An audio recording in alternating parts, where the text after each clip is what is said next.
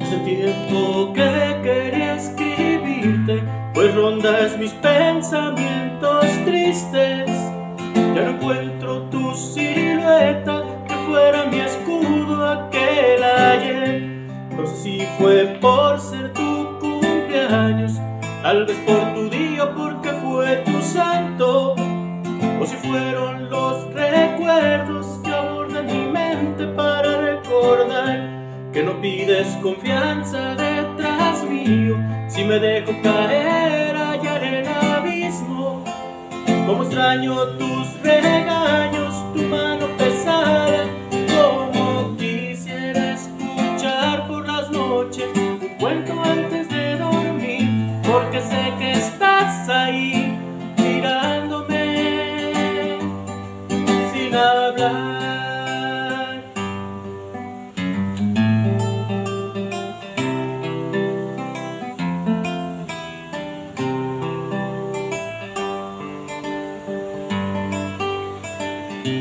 No hago ahora esfuerzo en recordarte, antes tendría que olvidarte.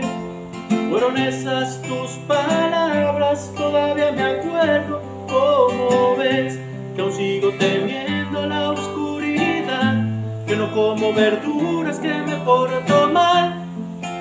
¿Qué vas a hacer al respecto?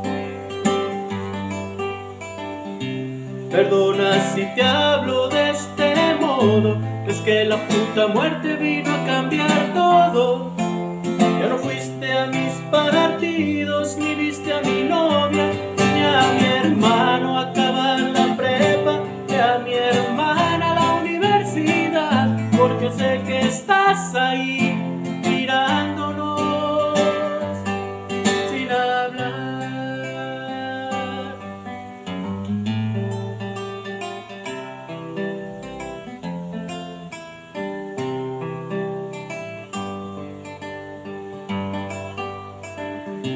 Por mi parte he buscado respuestas, miro a mi alrededor y solo encuentro puertas.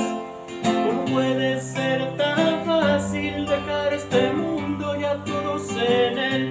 No sé si habrás tratado de evitarlo, si de tu familia te habrás acordado, lanzando un último aliento, pidiéndole al cielo que estemos bien. Sin duda esto se ha cumplido, pero ¿de qué sirvió si falta tu latido? Ojalá este sea